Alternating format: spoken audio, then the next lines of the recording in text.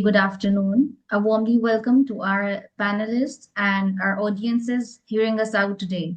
I'm your host, Rabia Anwar, Research Associate at the Center for Law and Security, and will be moderating today's session. 27th Constitutional Amendment, a debated topic across Pakistan.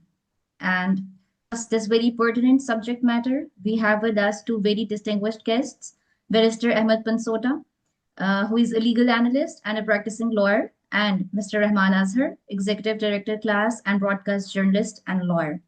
Thank you so very much, both of you, for joining us here today. And without any further ado, sir, I would like to begin this session. And my very first question is from you, sir, Barrister Ahmed Pansota. Sir, keeping in view the 27th Constitutional Amendment and the creation of Federal Constitutional Court, sir, what were the imperatives? I would really like you to make us understand what were the imperatives behind the creation of this Federal Constitutional Court, और क्यों इसको supreme court की powers जो हैं वो shift की गई हैं कॉन्स्टिट्यूशन कोर्ट की तरफ काइंडली ये हमें थोड़ा सा Thank you very बताइए. much once again to allow me to speak on such an important subject. You see, there are two ways of looking at this amendment. First of all, what was the need of this amendment? And secondly, its timing. I think as far as the need is concerned, there is always a need for improvement. There is always a need for a separate federal constitutional court. And there is a need for Parliament to legislate on several subjects, which includes some of the subjects that have been taken care of under this amendment, number one. Number two, we'll also have to see if the Parliament has the power to legislate on such an important subject at this point in time. Now, the third important aspect that I've mentioned is the timing of this amendment.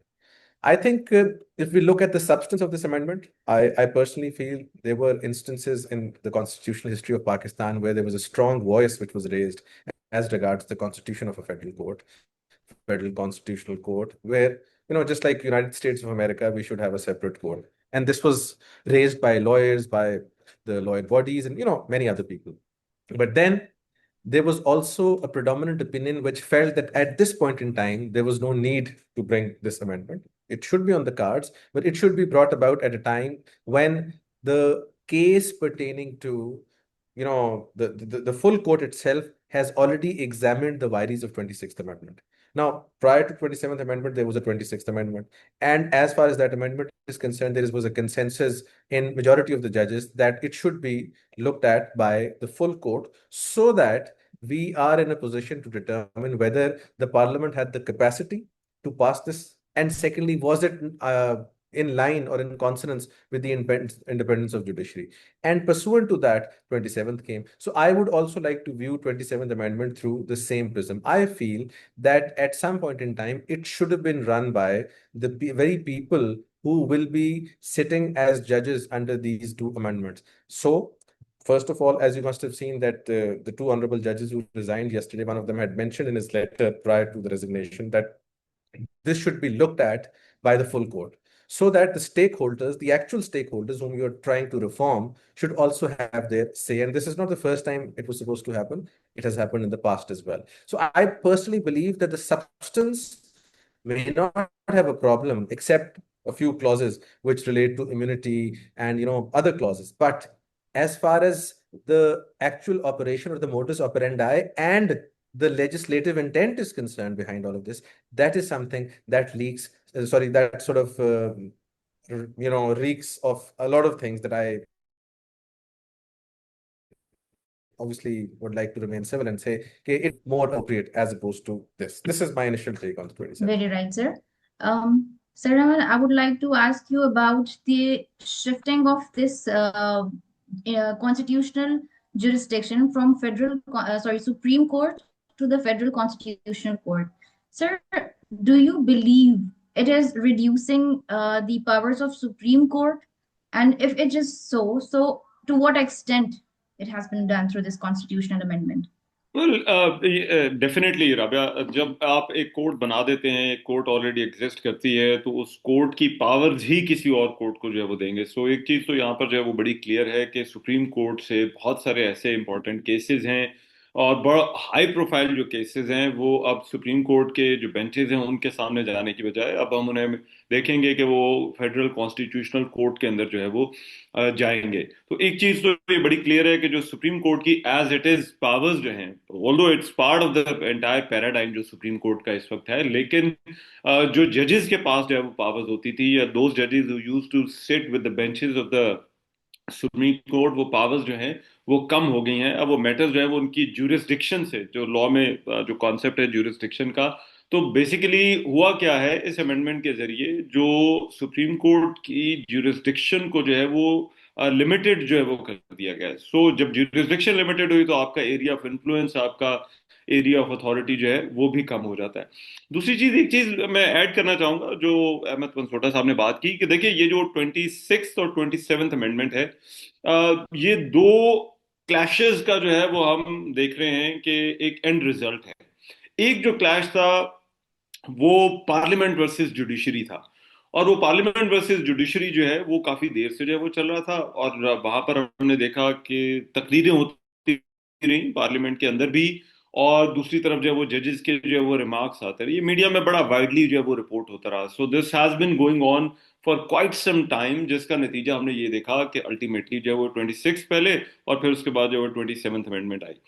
Secondly, ये judiciary versus judiciary की भी जो है वो एक हम outcome जो है वो देख रहे हैं, कि जुडिशरी के अंदर जिस तरह से दो कैंप्स जो है वो बनने शुरू हो गए, और ये कहा गया कि ग्रुप्स हैं, इम्प्रेशन ये बाहर जाना शुरू हो गया through the judgment, through remarks, के देर आर टू ग्रुप्स के जो एक साइड लेते हैं और दूसरा ग्रुप जो है वो दूसरी तरफ है। अब उसमें एंड रिजल्ट क्या हुआ कि एक तरफ जुडिशरी वर्सेस जुडिशरी और दूसरी तरफ पार्लियामेंट वर्सेस जुडिशरी। पार्लियामेंट से मुराद इसमें हम एग्जेक्टिव भी शामिल कर सकते हैं, क्योंकि पार्लियामेंट में प्राइम मिनिस्टर और ये दोनों जो है वो जुड़े हुए होते हैं।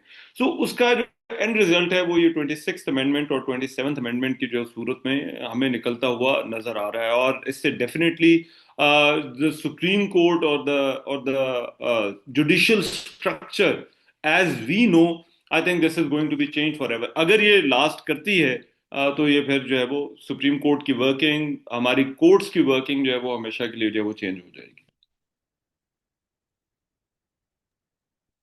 बिल्कुल ठीक सर।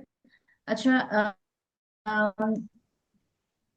बैरिस्टर साहब, थोड़ा सा अब हम सेपरेट 27th कॉन्स्टिट्यूशनल अमेंडमेंट जो है वो the it is basically overpowering the executive and undermining the judiciary. So इस पे आपका क्या take है? देखिए, मैं आपको इसको थोड़ा सा इस तरह एक्सप्लेन करना चाहूंगा। एंड रहमान साहब ने बड़ा उसका जबरदस्त एक तज्जिया किया है, जो कि एक फैक्चुअल तज्जिया है, and I think that's Yes, that's very sir. Important to understand. हर चीज की लीगल साइड तो अगर आप देखें तो पाकिस्तान में बहुत सारे ऐसे कवानीन हैं जो लीगली शायद करेक्ट हों, बट उनको आप इन्फोर्स नहीं कर सकते, और वो नहीं कर होते भी नहीं सकते, right? इन्फोर्स। इसी तरह हो सकता है ये तरमीम लीगली फ्लॉड हो, लेकिन वक्त की जरूरत हो, वो भी एक पॉसिबिलिटी। देखिए, इस तरमीम को देखने के लिए एक बड़ा इंपॉर्टेंट, जिस तरह आपने सेपरेशन ऑफ पावर की बात की, अब सेपरेशन ऑफ पावर का कॉन्सेप्ट हमारे आइन के बाद केस लॉ में आता है। मुख्तलिफ सुप्रीम कोर्ट की जजमेंट्स हैं, जी। रावलपिंडी बार एसोसिएशन केस है, पूरा आसमा जिलानी केस है, पीछे आप जितने जाते जाएंगे, मौलवी तमीजुद्दीन तक चले जाएं, उन सब केसेस में कहा गया हम्म। कि हर इदारे की अपनी जगह है, लेकिन हमारे यहाँ किसी भी इदारे को अपनी जगह पर रहने का खास शौक नहीं है। और मैं हर किसी एक इदारे नहीं, सब इदारों की बात करूंगा। Every institution in this country at some point in time has transgressed, जिसका ये इवेंचुअल रिजल्ट है टकराव, जिसकी बात रहमान साहब कर रहे थे, वेरी राइटली सो। इसी तरह जब आप उसको देखते हैं तो आपने पहले ये देखना है कि 26वीं तरमीम जब आई, तो 26वीं तरमीम के थ्रू आपने बहुत सारे प्रोसेसेस को चेंज किया। सबसे पहले आपने जुडिशियल अपॉइंटमेंट प्रोसेस चेंज किया, फिर आपने एक कॉन्स्टिट्यूशनल बेंच बनाया, उस कॉन्स्टिट्यूशनल बेंच के अंदर आपने सारे के सारे केसेस शिफ्ट किए।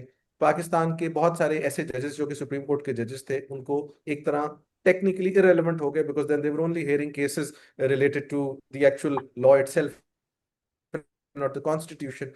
उस करने के बाद फिर आपकी 27th आती है। अब उससे पहले इसलिए इंपॉर्टेंट था उसको देखना कि अगर 26 for some reason cut down या नहीं सस्टेन करती तो 27th आ ही नहीं सकती थी। This is an Edifice on top बिल्कुल। 6। अब 26 को लाने की क्या जरूरत थी? उससे पहले अगर आप देखेंगे तो थोड़ा सा पॉलिटिकल क्वेश्चन आ जाता है, आपका 8 फरवरी का इलेक्शन आ जाता है। So when you look at these things through the prism, because ये होलिस्टिकली हम्म। देखना पड़ेगा, सिंगल हैंडेडली, या आप अगर उसको इंडिविजुअली देखें तो मैं तो कहूंगा जी कई तरमीमें बहुत अच्छी अच्छी बातें, कुछ हो सकता है मैं जिनसे डिसएग्री करता हूँ, जिस तरह की इम्यूनिटीज है, मैं generally I don't believe in immunities for anybody, but then there are things जो मैं कहूंगा यार बहुत अच्छी बात है, we live in an ideal structure, go for a constitutional court. But मैं उसको, I can't look at it in isolation. I have to look at it starting from the elections that have taken place. Elections के ऊपर एक serious question mark है जो कि petition थी supreme court में। उसके बाद उस इलेक्शन की रिजल्ट में जो गवर्नमेंट आई, उस गवर्नमेंट के ऊपर भी क्वेश्चन मार्क थे। उस गवर्नमेंट के अंदर एक पॉलिटिकल पार्टी जो थी, उसका फिर सिंबल, फिर इंडिपेंडेंट, फिर जो कुछ हुआ वो भी क्वेश्चन मार्क है। उस असेंबली के अंदर से एक तरमीम पास होती है जो in it self question mark था, उसको चैलेंज किया गया और अदालत में लोगों ने कहा कि आप इसको सुन लें और इसका एक फैसला कर लें, और हो सकता है आपका फैसला ये हो कि 26वीं ठीक है, तो वो भी एक question mark. So after so many question marks, if you bring in something and then you say कि जी ये चीज देखें, इसको तो मैं नहीं देख सकता। मसलन उसकी मैं एग्जांपल ये देता हूं कि आपका centre for law and security है।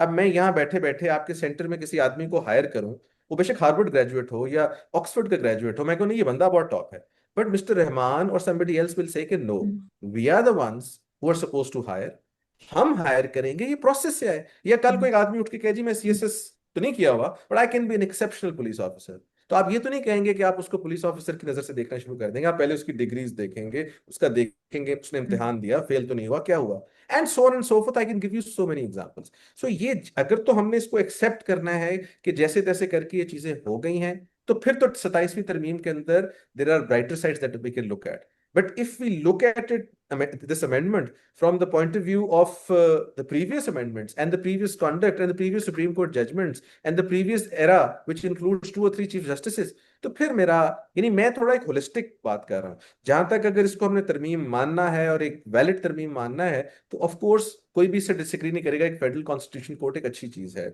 उसमें बुराई नहीं है। बट अगर आपने उसको उस तनाजुर में देखना है, जैसे मौलाना फजल रहमान साहब कहते होते थे कि 73 के आइन के तनाजुर में देखना है, तो फिर जो है चीजें थोड़ी सी डिफरेंट नजर आती हैं। सो इसके ऊपर तज्जिया करना बड़ा एक मुश्किल है, क्योंकि हमारे यहाँ इस मुल्क में बड़ी कॉमन एक प्रैक्टिस होती है कि एक चीज हम ला के ऐसे करके रख देते हैं। मसलन एग्जाम्पल है, आज अगर मुझसे पूछे जनरल मुशर्रफ साहब का जो दौर है वो कैसा था, पाकिस्तान ने बहुत तरक्की की थी उसमें, बट क्या वो दौर लेजिटिमेट था? Of course not. तो ये इस किस्म का जवाब है। मैं उस Yes. पर I can just say कि things are good, there are a few things that I don't agree with, but then I look at things holistically, मेरा थोड़ा सा जरा देखने का जाविया से। बिल्कुल बिल्कुल ठीक है सर।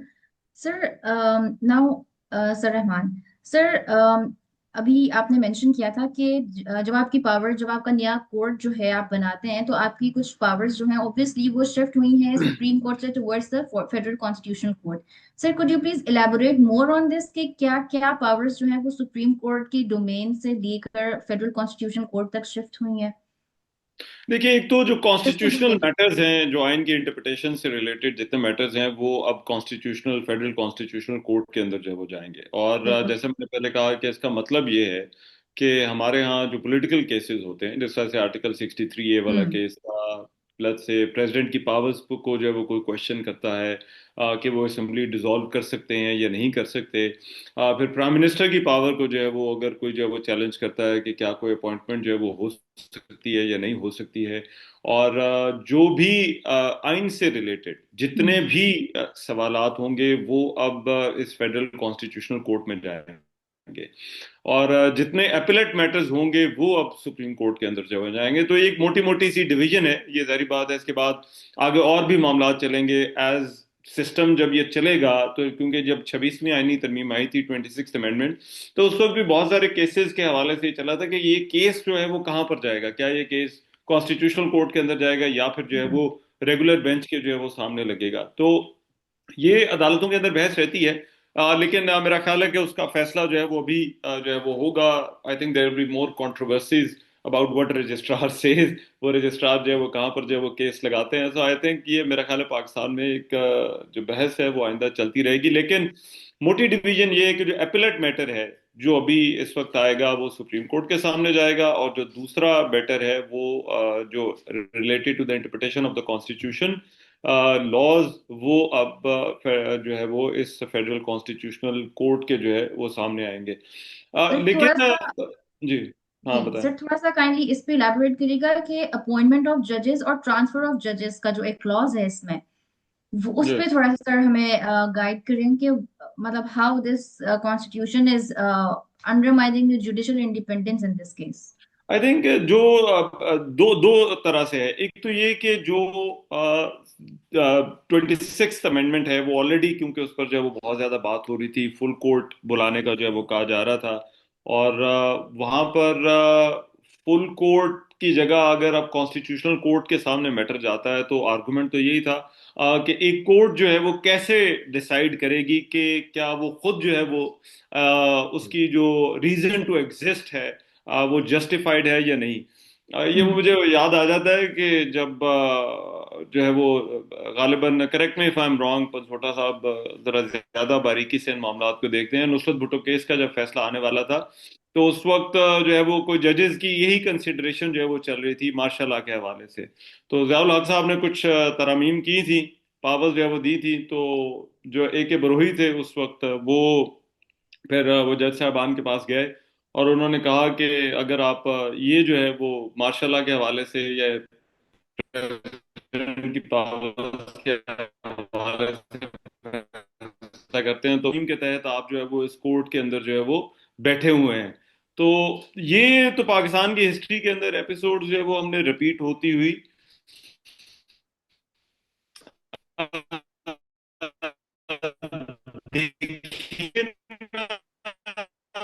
एक इस तरह से फैसला देंगे। देखिए हुकूमत ने किया ये कि गवर्नमेंट ने एक ऐसी सिचुएशन, एक लूप बना दिया है कि जिसमें वो मैटर घूम कर जो है वो फिर उसी कोर्ट के पास आएगा जिस कोर्ट ने उस हवाले से जो है वो फैसला करना है।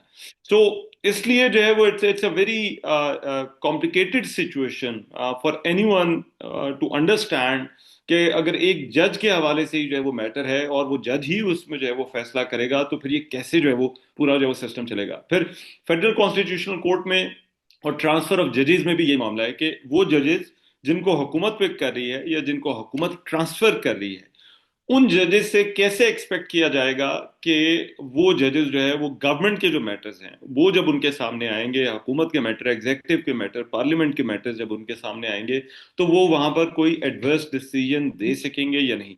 देखिए राइटली सेड बाय पंसोटा साहब कि you know this has happened whether you like it और नॉट, बिल्कुल law has been made, the constitutional amendment has taken place, but I think it will be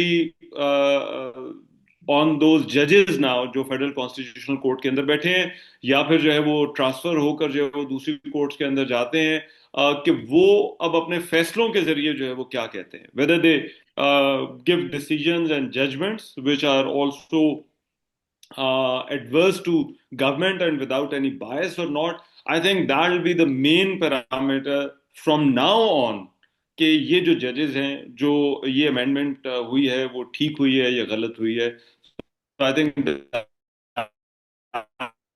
will be the standard जिस पर आप जो है वो बिल्कुल आगे ठीक सर। इवैल्यूएट कर सकते हैं। अच्छा सर अहमद, ये बताएं, जो अब हम थोड़ा सा एनएफसी अवार्ड रिडक्शन को डिस्कस करते हैं sir.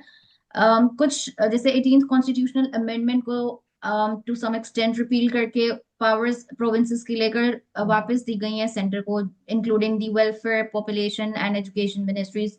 Sir, how do you see this overpower? Do you believe that it is overpowering of the federal or center and undermining the powers of provinces through this constitutional amendment?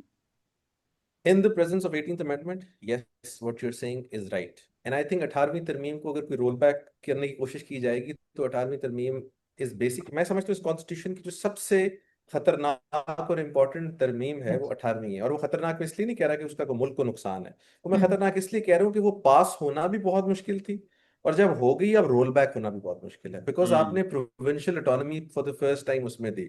Her province बिल्कुल को अपनी जगह पर यह feel हुआ कि हम पाकिस्तान का हिस्सा भी हैं, and at the same time we are empowered to make laws, to have our own initiatives and so on and so forth.